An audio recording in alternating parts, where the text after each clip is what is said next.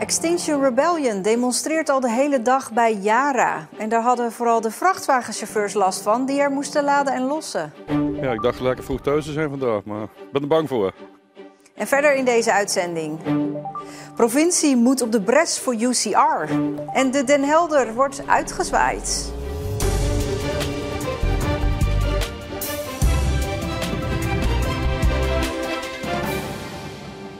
Goedenavond. Een lange rij vrachtwagens vandaag bij Yara voor de deur. Dat kwam omdat Extinction Rebellion de toegangsweg naar de kunstmestfabriek in Sluiskil blokkeerde.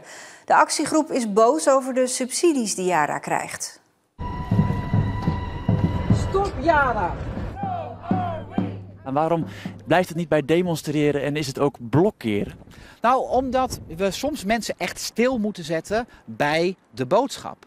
Want als mensen er langs razen, dan zien ze, net zoals alle reclames langs de weg en dergelijke dingen, zien ze het in een oogwenk en dan is het klaar. En hier wordt een bedrijf daadwerkelijk stilgelegd. De bedrijfsvoering van Yara heeft hier last en zij moeten hier dus over na gaan denken. Wat is onze rol in de maatschappij? Wat doen wij voor Nederland? En nu kosten zij, dus de Nederlandse staat, gewoon geld.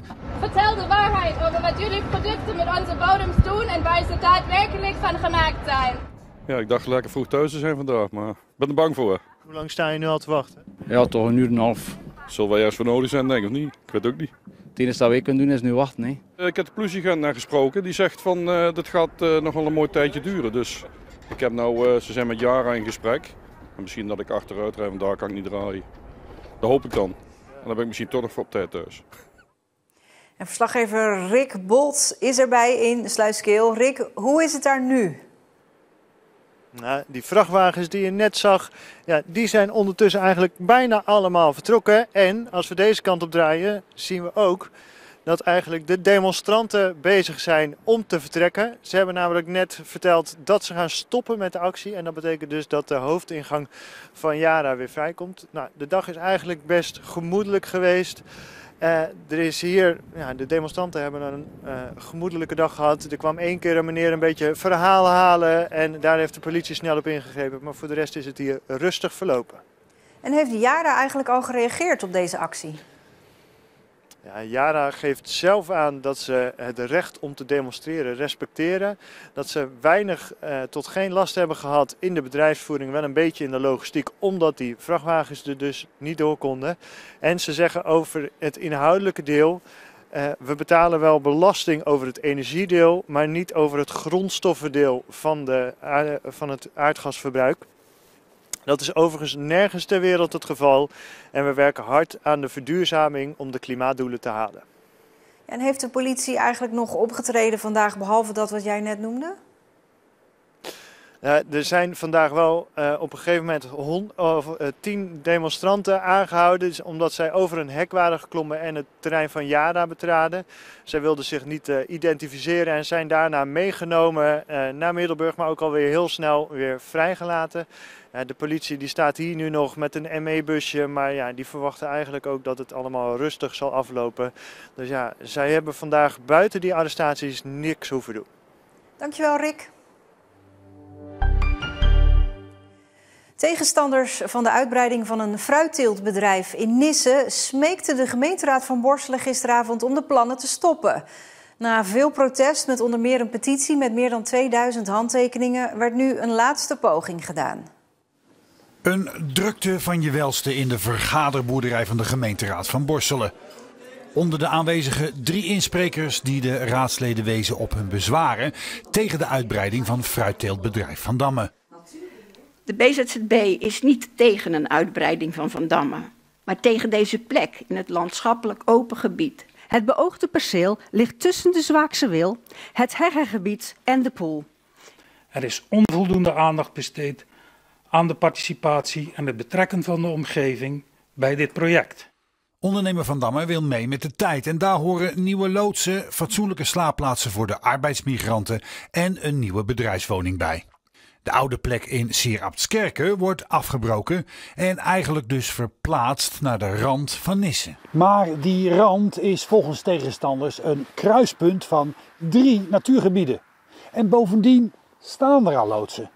Nog meer hoge bebouwing, zou volgens een aantal Nissenaren verindustrialisering betekenen. Ja, en dan denk je van waar rijd ik hier eigenlijk doorheen? Is het een industriegebied of is het een klein mooi dorp wat hier staat?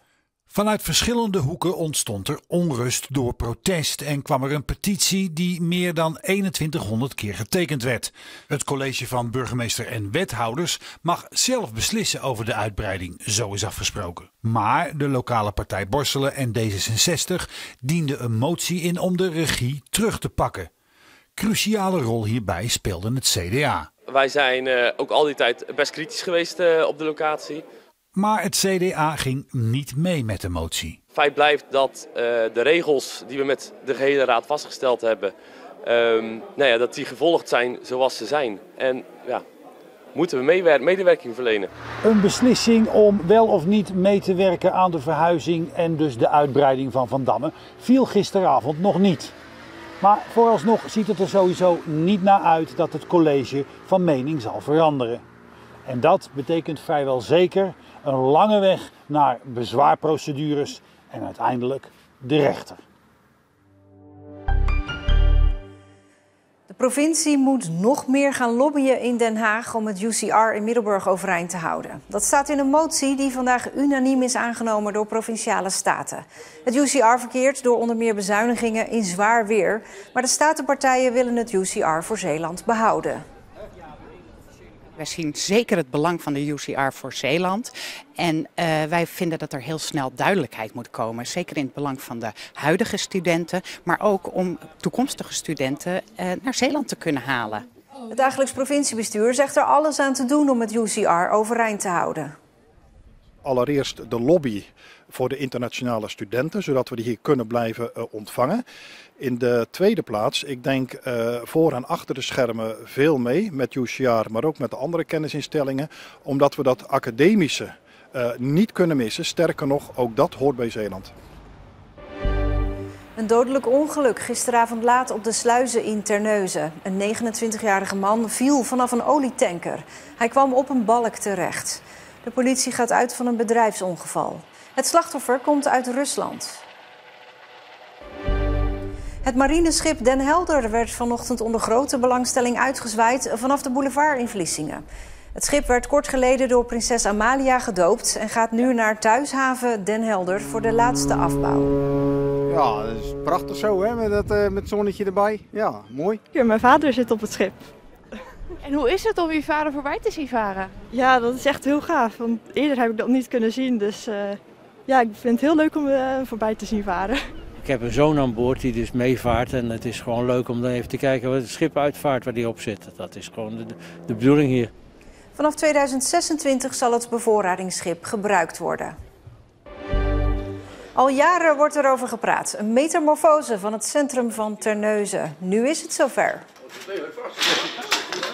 Dit voormalige reisbureau gaat eerst tegen de vlakte en vervolgens wordt er een heel plan uitgerold. Dit keer moet het volgens de wethouder lukken om Terneuzen weer op de kaart te zetten. Ik denk dat er heel veel is om trots op te zijn in Terneuzen. Sommige mensen laten zich te veel uit het veld slaan door die paar leke winkelpanden. Nee, er is veel meer. Nou, dat soort dingen gaan we nu in gezamenlijkheid combineren, waardoor gewoon straks die binnenstad bruist. Hier komt straks een pleintje dat het middelpunt van die bruisende binnenstad moet worden. En over 1,5 jaar moet deze winkelstraat dan weer gevuld zijn. Het wielerseizoen is net gestart en daarmee is het jaar van de waarheid begonnen voor Timo de Jong uit Goes. De Jong wil heel graag profwielrenner worden, maar krijgt ondanks goede uitslagen nog altijd geen kans in het profpeloton.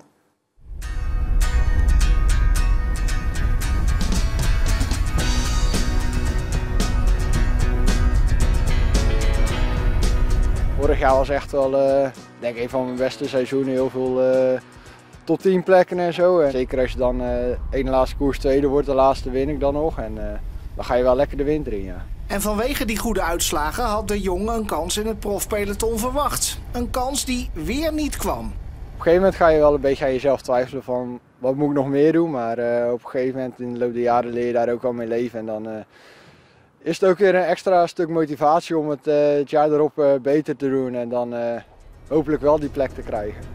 En dus moet je als wielrenner, zoals Boudewijn de Groot al zong, mentaal weerbaar zijn. Hoe sterk is de eenzame fietser die kromgebogen over zijn stuur tegen de wind zichzelf een weg baant. Voor die mentale steun krijgt de Jong hulp van oud-prof Nick van der Lijken. De Middelburger, die tegenwoordig in Spanje woont, probeert de Jong alsnog in de profwereld te krijgen. Een eerlijke jongen en duidelijk. En laat zich niet zomaar van de wijs brengen. En ik denk dat dat zowel op als naast de fiets wel terugkomt. Want Nick doet heel veel voor me. Nick die schrijft mijn trainingsschema's in de eerste plek, maar ik heb vooral ook veel mentale steun aan Nick. Want ik kan tegen Nick alles zeggen en ik denk dat dat ook heel belangrijk is, dat Nick me heel goed kent. Ja, er is altijd ruimte voor verbetering. Maar ik denk echt wel dat hij wat dat betreft laat zien dat hij het in zich heeft om een goede prof te kunnen worden. De Jong rijdt goede uitslagen, heeft dezelfde waardes als wielrenners die wel prof zijn. Maar de grote vraag is dan, waarom is Timo de Jong nog geen prof? Je hebt gewoon een grote dosis geluk nodig. En een beetje goodwill, dat mensen wat in je zien. Dit jaar kan hij zelf het vervolg geven van wat hij afgelopen jaar heeft opgebouwd. En daarin gaat het erop of eronder worden. Hè? Dat is één ding wat natuurlijk gewoon logisch is. De Jong wordt eind deze maand 26. Als hij nog prof wil worden, is het nu of nooit. Er zijn wel jongens die het nog op deze leeftijd hebben gedaan. Kijk, het is in het huidige wielrennen worden steeds meer jongere jongens gelijk prof. Maar ik zie nog wel kansen. Ik denk op dit moment dat hij echt nog op een moment zit dat hij nog echt mooie dingen kan laten zien. Het is nu zaak om nog meer te gaan winnen. Te beginnen morgen bij de omloop van de Braakman, waar hij al 3 keer op het podium stond.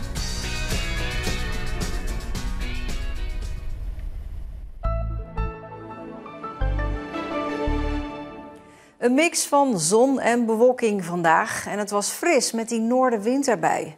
Het weekend verloopt droog met geregeld zon. Wel blijft het vrij koud en ook die koude wind blijft. Tot slot, Omroep Zeeland heeft een prijs gewonnen voor het tv- en YouTube-programma Groter dan je denkt. Bram van Banu praat daarin met jongeren die problemen overwonnen hebben. Het is een Regiohelden Award. Die prijzen worden elk jaar uitgereikt aan de beste producties van alle regionale omroepen. Mooie opsteker.